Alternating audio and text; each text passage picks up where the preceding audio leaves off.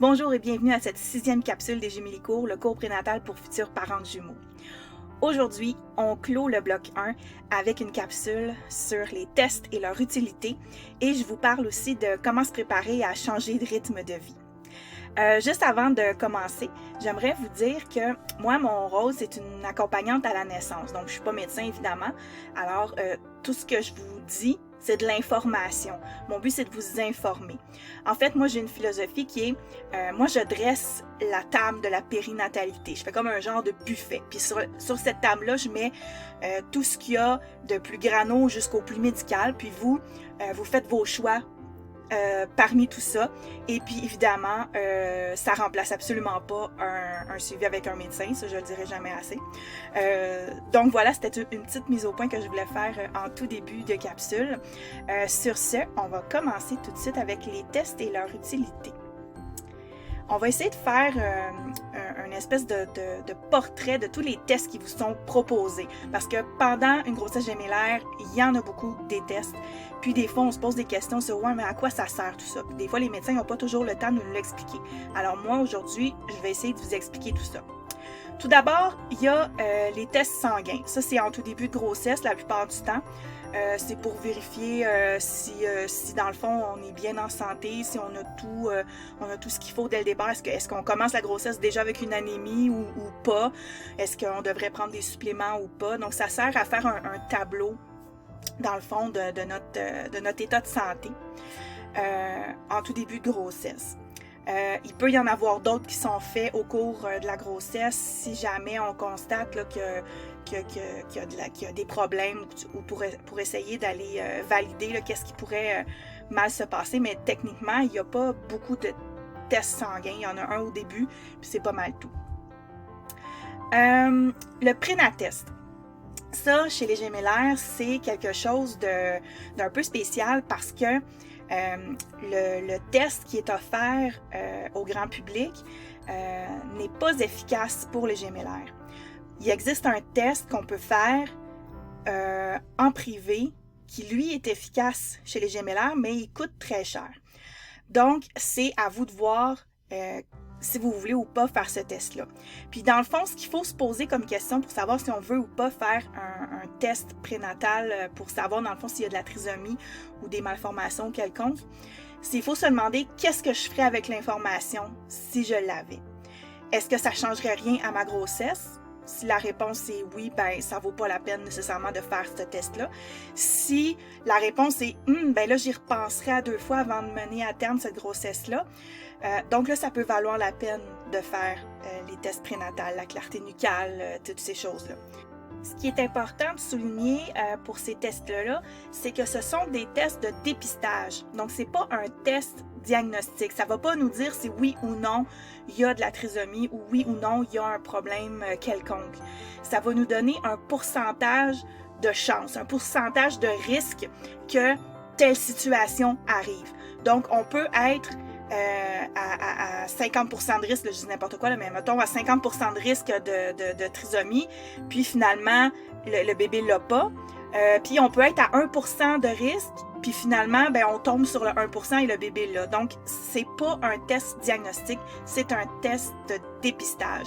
Si le test de dépistage est inquiétant, là, il va aller vers un autre format de test qui, lui, est un test diagnostique, c'est la myosynthèse. On va, avec une aiguille, chercher un peu de liquide amniotique, on fait une analyse. En gros, là, c'est ça, je vulgarise beaucoup, là, mais en gros, c'est ça. Donc, il faut se souvenir que ce test-là, c'est un test de dépistage. Maintenant, on va parler des tests d'urine. Ça, on fait ça à chaque rendez-vous. C'est comme un genre de petit test de piscine. Là, on trempe une petite bandelette dans l'urine, puis là, on compare avec les couleurs que ça nous donne. Quand on va avec les sages-femmes au Québec, on peut le faire soi-même, ce test-là. Quand c'est en milieu hospitalier, ben à ce moment-là, c'est plus l'infirmière qui le fait. Le but de ce test-là, c'est de savoir si on a des signes de prééclampsie, c'est-à-dire des traces d'albumine dans les urines. Ça peut aussi rechercher des traces de glucose. Éventuellement, là, si c'est trop élevé, tout ça, il peut avoir des complications. Mais en gros, c'est vraiment pour la prééclampsie que ce test est fait. On le fait à chaque rendez-vous pour voir l'évolution parce que ça peut arriver n'importe quand pendant la grossesse. Puis, comme on l'a dit dans la capsule sur les risques, il y a plus de chances que ça arrive chez les gémellaires, mais ça ne veut pas dire que ça va arriver. Cela dit, c'est important de faire le test. C'est à ça que ça sert à chaque fois. Les échographies. On en a beaucoup quand on a des jumeaux. Le but de ces échographies-là, souvent, c'est pour voir si la croissance se fait bien. Parce que chez les gémellaires, des fois, la croissance, elle se fait un petit peu moins bien, soit parce que ils se partagent la même boîte à lunch, puis il y en a un qui en prend plus que l'autre, ou des fois, ils n'ont pas assez de place, puis ça ne fonctionne pas bien. Fait qu'ils préfèrent suivre régulièrement, c'est-à-dire de faire à peu près une échographie à tous les mois. Cela dit, c'est des tests comme n'importe quel autre test. Là, tous les tests que je vais mentionner aujourd'hui, on a toujours le choix, on a toujours le droit de dire non, je ne veux pas ce test-là. Comme on a le droit de dire hey, je trouve que j'ai pas assez de tests, j'aimerais passer ce test-là. Le médecin, c'est pas une autorité, c'est quelqu'un qu'on consulte pour notre suivi médical. C'est quelqu'un qui fait partie de notre équipe, puis on devrait pouvoir jaser avec. Donc, si vous trouvez à un moment donné que vous avez trop d'échographies, puis vous trouvez que vous aimeriez les espacer un peu, il y a toujours moyen de parler avec le médecin.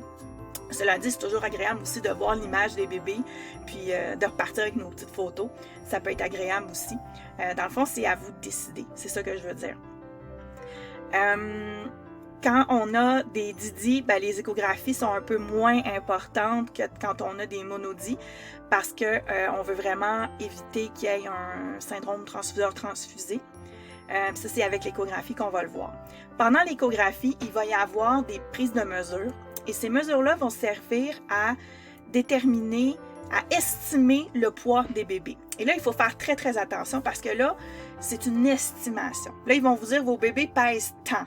Ça ne veut pas dire qu'ils pèsent tant. Ça veut dire que selon la longueur de leur os, s'ils ont le taux de graisse normal, général, que les gens ont à cet âge-là, avec un os de cette grandeur-là, ils devraient peser à peu près ça.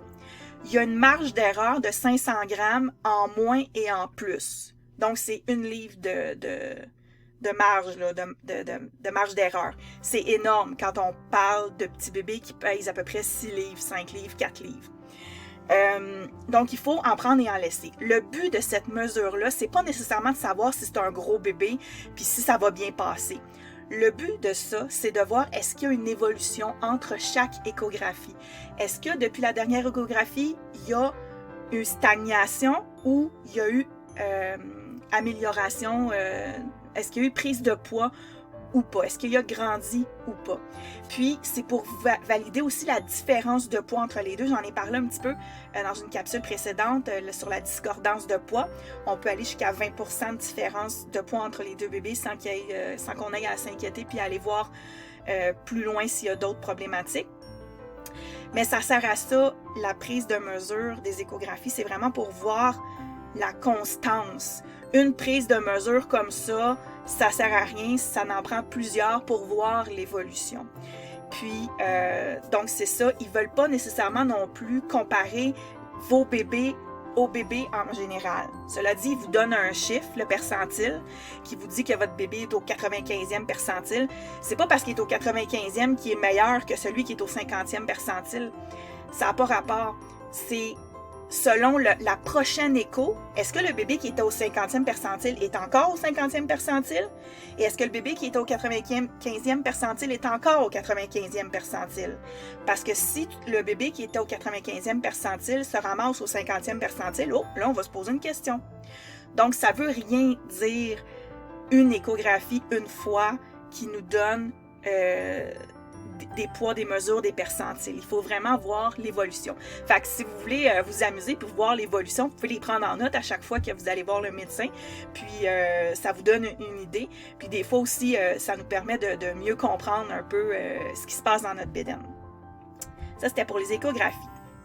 On a ce qu'on appelle le score de Manning. Ça, c'est un score que le médecin va calculer avec plusieurs examens, entre autres le non-stress test dont je vais vous parler très bientôt. En fait, ce qu'on veut mesurer, c'est le bien-être fœtal. Est-ce que le bébé il est en sécurité dans la bédaine? Est-ce qu'il se porte bien? Le score de Manning, souvent, on va le faire en fin de grossesse pour voir est-ce que ça vaut la peine de provoquer l'accouchement ou pas. Donc, quand je vous disais que 37 semaines et 4 jours, c'est pas nécessairement un deadline pour dire là, il faut absolument accoucher à ce moment-là. Si vous acceptez la proposition du médecin de faire l'induction, d'induire dans le fond l'accouchement, il n'y a pas de problème. Mais si jamais il y a quelque chose au fond de vous qui dit ben moi, il me semble que je la continuerais, la grossesse. Il me semble que si les bébés vont bien, je ne vois pas pourquoi j'arrêterais ça tout de suite. J'ai envie de leur faire confiance. À ce moment-là, ce que vous pouvez faire, c'est demander au médecin de faire un score de Manning pour voir est-ce que le bien-être fœtal est adéquat pour poursuivre la grossesse. Puis là, on ne parle pas de poursuivre la grossesse pendant 1 mois encore. Là. Non, ça peut être quelques jours. On fait un score de Manning, puis dans 4 jours, on voit qu'est-ce qu'il y en est. Dans 2 jours, on voit qu'est-ce qu'il y en est. Donc ça, c'est un petit truc que je vous donne pour peut-être éviter l'induction si vous ne voulez pas être absolument provoqué à 37,4 ou à 38, dépendamment des médecins. Là. Le score de Bishop, ça c'est un autre score qui, lui, il va calculer les risques qu'il y ait un accouchement selon la longueur de votre col, selon l'état de votre col. Est-ce que le col est long et dur? Est-ce que le col est plus ramolli, plus court, dilaté un peu, tout ça. Fait que là, lui, il fait comme un espèce de calcul, puis là, ça donne un score qui dit comme, oh, cette maman-là est à risque d'accoucher bientôt. Ou cette maman-là n'a pas de risque d'accoucher bientôt, elle peut continuer ses activités. Ça sert à ça, le score de Bishop. Le Doppler portatif, c'est ce qu'on voit ici dans la photo. Dans le fond, c'est comme une espèce de petit monitoring. On va écouter le cœur du bébé avec un Doppler. Ce qui est bien avec le Doppler portatif, c'est qu'on n'a pas de grosse ceinture qui est autour de la bédaine puis qui nous dérange pendant l'accouchement. Donc, ça peut être... mais ça, je vais en parler un peu plus tard là, des options pour ce qui est de l'accouchement. Pendant le suivi, en général, c'est pas nécessairement un monitoring qui est fait, c'est vraiment un Doppler portatif. C'est toujours le fun d'entendre les petits cœurs des bébés à chaque rendez-vous. Dans le fond, ça sert à vérifier si les bébés sont en santé, dans le fond, si tout va bien. La mesure de la hauteur utérine. Ça, il y a bien des médecins qui ont décidé qu'avec les gémellaires, ils ne le faisaient plus parce que ça ne veut rien dire. Normalement, dans une grossesse de singleton, si je suis à 37 semaines de grossesse, normalement, la hauteur utérine devrait être à 37. Bon, c'est à peu près ça. Ça peut être un peu en haut, un peu en bas, là, mais ça nous donne une indication. Chez les gémellaires, la hauteur utérine, elle devient complètement abstraite, complètement hors de contrôle, puis des fois, on peut perdre 2 cm d'un rendez-vous à l'autre parce que les bébés, ils ont bougé de place. OK? Donc, des fois, il y a les médecins qui le prennent parce que, bon, il y a une case, puis il faut le mettre dedans, mais ils ne se basent pas là-dessus. Donc, basez-vous pas là-dessus non plus pour vous être inquiète si jamais vous vous rendez compte que votre hauteur utérine n'a pas monté ou si tout d'un coup vous avez perdu 1 cm. Des fois, c'est juste les bébés qui descendent, qui prennent leur place dans le bassin. Des fois, c'est que de la manière qui était placée, là, ça nous donnait une hauteur utérine hallucinante. On peut se rendre jusqu'à 50 cm de hauteur utérine là, quand on a des jumeaux. Moi, personnellement, j'avais un bon 44 cm de hauteur utérine avec mes jumeaux. C'était quelque chose. C'est quelque chose à porter. C'est comme si j'étais enceinte de 44 semaines d'un singleton. Donc, c'était quelque chose. La myosynthèse, je vous en ai parlé tout à l'heure. J'aurais dû le mettre un petit peu plus haut dans ma liste. C'est pour faire suite, dans le fond, au prénatest. Si on a des inquiétudes, on prend un petit peu de liquide amniotique puis on teste. Le dépistage du strep B. Ça, on fait ça vers la fin de la grossesse. C'est pour voir si on est porteur ou pas. Quand on est porteur, ça ne veut pas dire qu'on va le donner à notre bébé. Ça veut juste dire qu'il y a plus de risques qu'on le donne à notre bébé. Cette bactérie-là, c'est quelque chose qu'on a en nous, qu'on est porteur, mais qui ne nous cause pas de problème en général. Puis, on prend un petit échantillon dans le vagin et à l'anus pour voir si on est porteur du strep B ou pas. Si on ne l'est pas, ben tant mieux, il n'y a rien qui va s'en suivre par la suite. Si on l'est, ils vont nous proposer des antibiotiques le jour de l'accouchement. Le problème, c'est que la journée où ils font le test, c'est, mettons, à 30 quelques semaines, là, 30, 37, mettons, non, avant ça pour les gémellaires, peut-être 35, 36, à peu près. Ça dépend des médecins, là. Ça veut dire, mettons que vous êtes porteur à 36, porteuse à 36, ça ne veut pas dire que vous allez l'être encore le jour de l'accouchement. Et inversement, c'est pas parce que vous n'êtes pas porteur au test que vous allez ne pas l'être rendu à l'accouchement. Donc, c'est un peu aléatoire tout ça. C'est un protocole qui a été mis en place, mais qui peut être questionnable sous différents points de vue. Il y a certaines personnes qui remettent en cause l'intérêt de prendre des antibiotiques alors qu'on n'est peut-être même pas porteur. Il y a des alternatives à ça. Ce qu'on peut faire, c'est, si jamais on est porteur, de ne pas prendre l'antibiotique d'emblée, mais de le prendre uniquement si on a des signes comme faire de la fièvre ou que ça fait plus que X nombre d'heures que les membranes sont rompues. Faut qu'il y ait un deuxième facteur de risque pour prendre l'antibiotique. Ça, c'est une alternative que vous pouvez proposer à votre médecin. En général, ça passe quand même assez bien. C'est une façon de faire qui est assez commune. Puis vous avez toujours le droit de refuser, dans le fond, de faire le test carrément. L'hyperglycémie provoquée, ça c'est fait au cours de la grossesse vers la moitié de la grossesse à peu près là, pour les gémellaires. Là. Et le but de ça, c'est de provoquer une hyperglycémie. Donc on prend un jus avec beaucoup de sucre à l'intérieur pour provoquer une hyperglycémie. Puis là, on va voir comment votre corps réagit à ça. S'il réagit bien, bien, ça veut dire que vous ne faites pas de diabète de grossesse. S'il y a de la difficulté à gérer ce sucre-là que vous avez pris, bien, ça se peut que vous ayez un diabète de grossesse. Fait que là, à ce moment-là, il va y avoir des glycémies qui vont être prises pendant une semaine de temps pour voir là, comment vous gérez, comment vous assimilez le sucre et tout ça. C'est un test qui est quand même assez invasif. Il y a beaucoup de femmes enceintes qui ont beaucoup de nausées quand elles sont enceintes de jumeaux. Donc, c'est un test qui devient encore plus difficile à faire. Il y a des alternatives à ça si vous ne voulez pas faire le test d'hyperglycémie provoquée. Ce que vous pouvez demander en échange à la place, c'est de faire un test de glucose aléatoire. Donc, dans une prise de sang normale, on vérifie le taux de sucre, puis on vous demande c'est quand la dernière fois tu as mangé, puis là on regarde, ça a-tu du bon sens avec le sucre.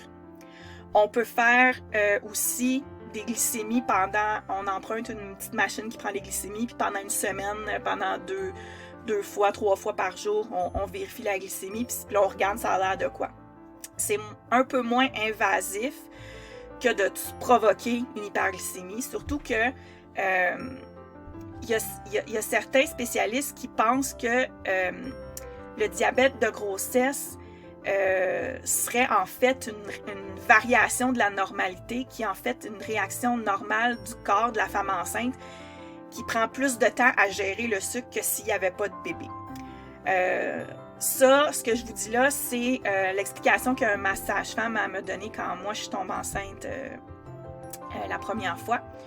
C'est certain que les médecins en général, eux autres, ils vont faire le test d'hyperglycémie provoquée d'emblée.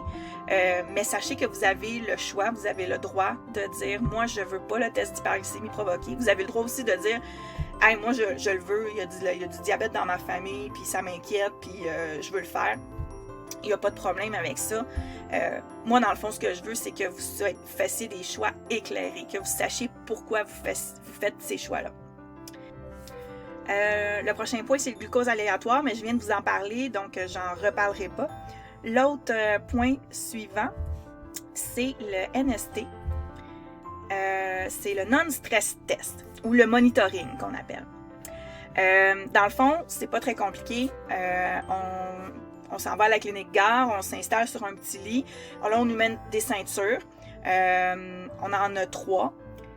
Une ceinture avec un capteur pour le cœur d'un bébé, une ceinture avec un autre capteur pour le cœur de l'autre bébé, puis une troisième ceinture avec un autre capteur pour capter les contractions. Et puis là, on va voir comment se comportent les bébés s'il y a des contractions. Je vais vous faire ma prochaine diapo là, explique vraiment très bien qu'est-ce que c'est un non-stress test. Là, sur ma photo ici, il manque un capteur, évidemment. Ça, c'est une photo d'un NST de Saint-Gloton. Alors, ici, probablement, c'est celle pour les contractions. Probablement qu'on l'aurait mis peut-être un petit peu plus haut pour les contractions, là. Puis le cœur, des fois, il est caché un petit peu plus bas. Mais en gros, c'est ça. Et là, elle a dans sa main un petit bouton. Et à chaque fois que les bébés bougent, elle appuie sur ce bouton-là. Et ça va faire une marque sur le tracé. Alors, on voit ici le tracé. Ici, il y a une marque. Donc, le bébé a bougé là. Le bébé a bougé ici. Et le bébé a bougé ici. Et on remarque que ces mouvements-là sont en même temps que des accélérations du cœur. Et c'est ça qu'on veut voir. Un bébé en santé, un NST qui est beau, c'est ça qu'on voit. Des belles accélérations quand les bébés, ils bougent. Fait que si les bébés, ils dorment, ça se peut que l'infirmière vous dise « Ouais, là, ton NST, il est pas bien beau. J'aimerais ça qu'il bouge un peu plus, ton bébé. Bois un peu de jus d'orange. Essayez d'aller marcher. On va refaire le NST après. » La ligne qu'il y a en dessous ici, c'est les contractions. Donc, on voit que cette maman-là, elle n'a pas de contraction ici. Elle a probablement toussé ou bougé ou il est arrivé quelque chose, mais c'est pas une contraction. Les contractions, ça ressemble plus à des montagnes comme ça ici. Donc, il n'y a pas de contraction. Puis, ces bébés, ils font des belles accélérations. Donc, ça, c'est un beau NST. Fait que si vous vous demandiez un peu comment ils faisaient pour analyser là, le beau tracé qui sort de la petite machine, ben c'est à ça que ça sert. C'est comme ça qu'ils font. Cela dit, des fois, un NST, on est obligé, pas des fois, la plupart du temps, on est obligé d'être semi-assise ou presque couché. Et cette position-là, elle est atroce quand on est enceinte. Et c'est atroce quand on est enceinte de jumeaux. C'est vraiment insupportable. Fait que 30 minutes comme ça, ça peut vraiment être très, très, très, très, très désagréable. Fait que quand l'infirmière dit « Ouais, il n'y a pas eu assez d'accélération, j'aimerais ça que ça dure plus longtemps », vous avez toujours le droit de dire « Hey, regarde, moi, ça suffit, j'en peux plus, je reviens demain. » Okay? Ou on peut dire aussi comme là, ça suffit, j'en peux plus, je reviens dans une heure. On a toujours le droit de mettre fin à un NST. Si on sent que tout va bien, il n'y a pas de raison là, de se faire imposer une position qui est hyper inconfortable et à la rigueur douloureuse. C'est sûr que là, par contre, si on se rend compte qu'on a des contractions, puis que le NST n'est pas super beau, ben là c'est autre chose. Là. Moi, je vous parle d'une situation, d'un suivi normal, là, où est-ce qu'il y a un NST de routine, puis ce NST de routine-là s'étire, puis vous êtes tanné, ben vous avez le droit d'y mettre fin. Vous avez le droit aussi de dire comme « Hey, écoute, moi, là, le NST, là, je le fais sur la fesse droite, parce que c'est juste de même que je suis capable de supporter. » Ben, ça va être ça. Ça va être sa fesse droite, puis c'est tout. C'est pas grave, OK? C'est important, votre confort. Vous n'êtes pas juste un réceptacle à bébé, vous êtes une personne. Puis, votre confort, votre bien-être est important aussi. Donc, c'était mon petit message par rapport au NST.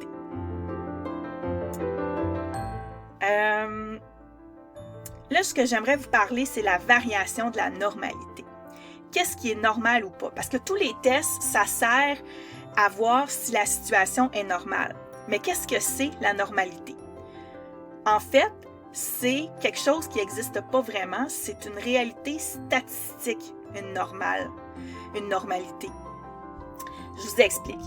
Imaginons que le trait noir que vous voyez là sur l'écran, c'est ce qu'on a jugé comme étant la norme dans les livres d'obstétrique, mettons. Et la norme, dans le fond, c'est ce qu'on a retrouvé chez le plus de personnes.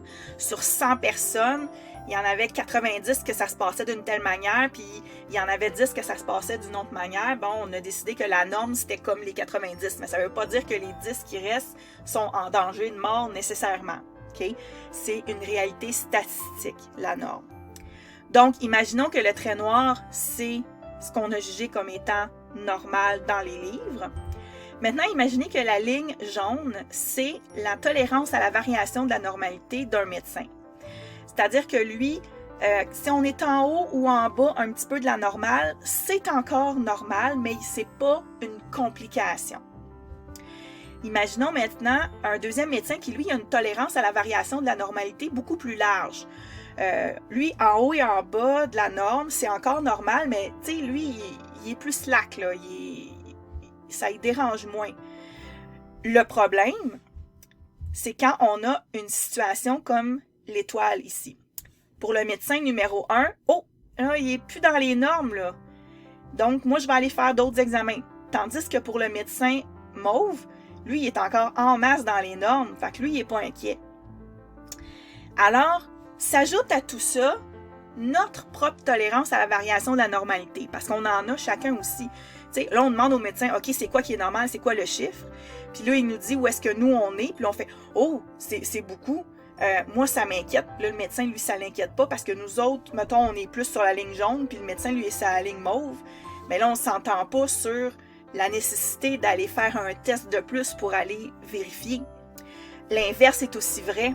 Le médecin, lui, il a une tolérance à la variation de la normalité qui est beaucoup moins large. Puis nous, on en a déjà vu d'autres, c'est pas notre première grossesse. Puis on se dit comme, hey, un instant, là, on a dit que c'était 20%. À 20%, on commence à se poser des questions, mais les réels problèmes arrivent quand il y a plus que 35% de différence de poids entre les deux. Fait que si j'ai 21%, moi, j'ai pas envie de paniquer aujourd'hui. Puis là, le médecin, lui, oui, il faut aller à Sainte-Justine, parce qu'on est à 21%. Donc, ça fait en sorte que des fois, il y a une mésentente entre les médecins puis les couples. Ce qui est important de se souvenir, c'est que, comme j'ai dit tout à l'heure, c'est pas une autorité, le médecin, c'est quelqu'un qu'on consulte pour faire partie de notre équipe. Donc, la communication, c'est ce qu'il y a de mieux. Dans un sens comme dans l'autre, c'est de discuter avec le médecin pour voir c'est quoi les options, qu'est-ce qui serait bien de faire. Puis en général, ça se passe très bien là, quand on discute ouvertement. Il n'y en a pas de problème. Là où il y a un problème des fois, par contre, c'est quand là, on commence à aller sur Internet, on commence à aller sur Facebook, puis là, on se compare entre mamans. Puis là, il y a une maman qui dit « Hey, moi, j'étais à 22% de différence de poids, puis j'étais allée à Sainte-Justine, puis j'avais un syndrome transfuseur-transfusé. » Puis là, tu as l'autre maman qui dit « Hey, moi, j'avais 24% de différence, puis j'ai jamais eu de syndrome transfuseur-transfusé, puis mon médecin, il était pas inquiet, puis je suis même pas allée à Sainte-Justine. » C'est du cas par cas. Puis, il y a la tolérance à la variation de la normalité du médecin, la vôtre, puis celle de chaque personne. Donc, quand on va sur les réseaux sociaux, c'est pas un bon endroit pour savoir si notre histoire va bien ou pas. OK? Essayez de ne pas vous comparer comme ça parce que les situations sont trop différentes d'une personne à l'autre. Puis d'un médecin à l'autre, ils ne font pas les mêmes choses, ils n'ont pas les mêmes habitudes. Parce que des fois, oui, c'est une question d'habitude et non pas de protocole ou de nécessité médicale. C'est vraiment, ce médecin-là, lui, est habitué que à 21%, il va consulter, puis tel autre médecin, lui, il va pas consulter tant qu'on n'est pas rendu à 26% de différence de poids. Donc, il y a vraiment des différences. Par contre, là où tout le monde s'entend, c'est quand on est ici. Là, le médecin jaune puis le médecin mauve, ils s'entendent tous les deux pour dire qu'il y a un problème. Puis nous autres aussi. Donc, ma phrase, tant qu'on n'a pas de preuve que ça va mal, c'est que ça va bien. Tant qu'on n'a pas l'entente, là, que tout le monde dit que là, c'est considéré comme vraiment pas une bonne situation, là, on peut commencer, pas à s'inquiéter, oui, là, mais je veux dire, tant qu'on n'est pas rendu là, tout va bien. Donc, ce qui nous mène à la prochaine diapo, se préparer à changer de rythme de vie. On voit ici le rythme. Je vous dirais que l'avenue de jumeaux, il y a des gens parfois qui pensent que, oh mon Dieu, ça va être la fin de la vie sociale, on ne pourra plus jamais sortir, autre qu'en pandémie. Bon, au moment où j'enregistre cette capsule, on est en pandémie puis on ne peut pas sortir de toute façon. Mais ça ne durera pas. Ce que je veux vous dire, c'est que le fait d'avoir des jumeaux, c'est pas la fin de la vie sociale. On peut très bien sortir avec des jumeaux, faire plein de choses. Moi, personnellement, je les ai amenés partout. Je suis allée dans les musées, je suis allée au cinéma avec mes jumeaux. On peut faire plein de choses. Au début, tout va être centré autour des bébés. Donc oui, notre rythme de vie va changer, ça c'est clair. Tout va être autour des bébés. Ça se peut aussi que ça débalance notre rythme, qu'on soit un peu déboussolé par rapport à tout ça. Fait qu'il y en a qui disent que le pire moment, c'est les 3 premiers mois. Les 3 premiers mois, c'est les plus difficiles. Il y en a d'autres qui disent, eux autres, que c'est la première année qui est la plus difficile. Quand tu as passé la première année, après, ça va mieux. Moi, mon expérience à moi, je vous dirais que j'ai vu une réelle différence à partir de 3 ans. Tu sais, les premiers 3 mois, oui, ont été tough, mais j'ai trouvé les 6 mois suivants plus difficiles que les 3 premiers mois. Mais ça, c'est mon expérience à moi. Parce que chaque famille vit ça différemment. Fait que je peux pas vous dire, oui, la première année, c'est la pire, est épouvantable, mais après, là, ça va super bien. Je peux pas vous dire ça. Ça va vraiment dépendre de plein de facteurs, puis de comment on gère notre changement de rythme, dans le fond aussi.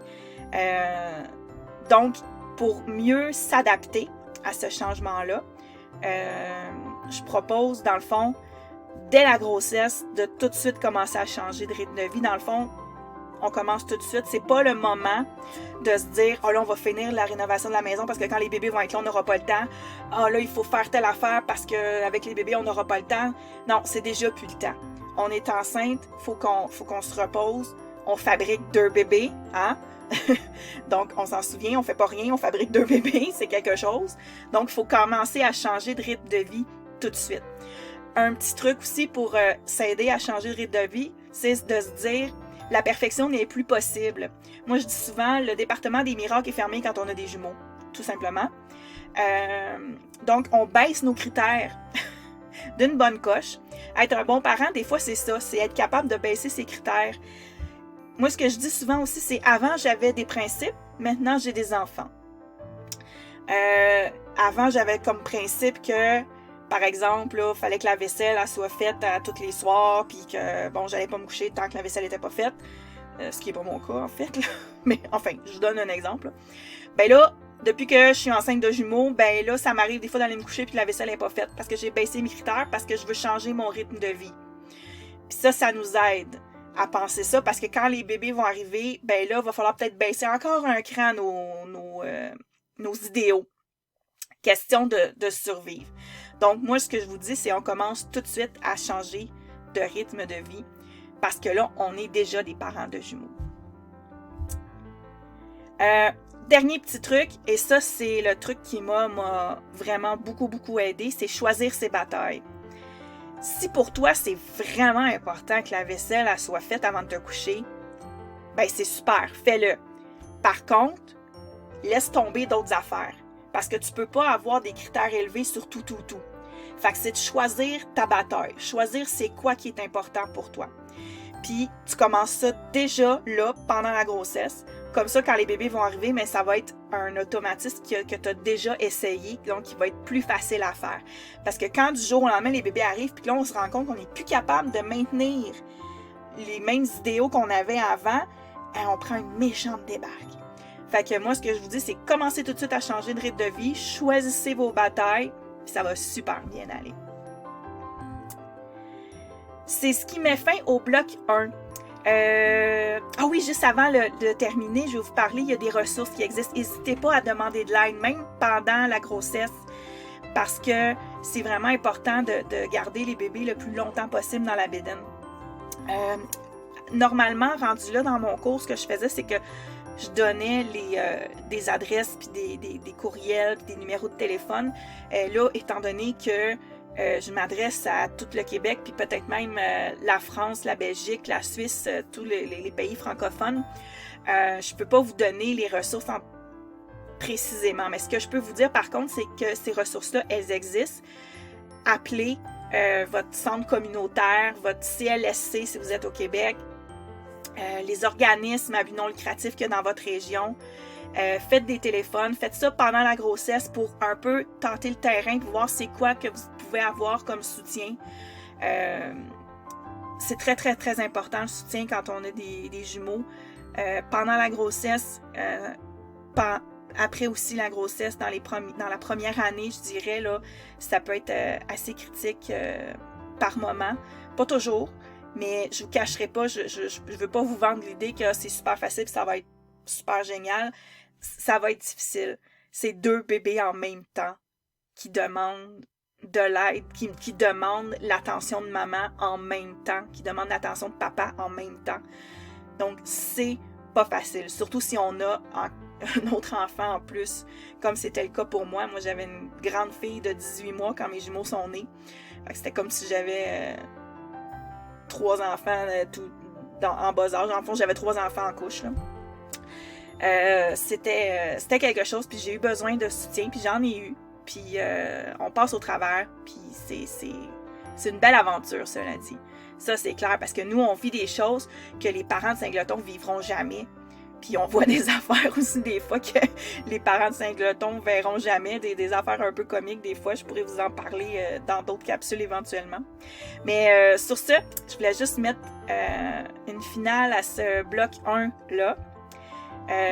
Merci beaucoup de m'avoir suivi comme ça jusqu'à la fin du bloc 1. Il reste encore 3 autres blocs. J'ai le bloc 2 qui parle de la prématurité, le bloc 3 qui parle de l'accouchement et le bloc 4 qui parle de nourrir et s'organiser. Si vous voulez communiquer avec moi, vous pouvez le faire soit en laissant un commentaire, soit par Facebook ou soit par courriel à gemilicourt@gmail.com. Vous pouvez contribuer aussi à la chaîne en faisant un j'aime, en vous abonnant. C'est super important ça pour l'algorithme de YouTube.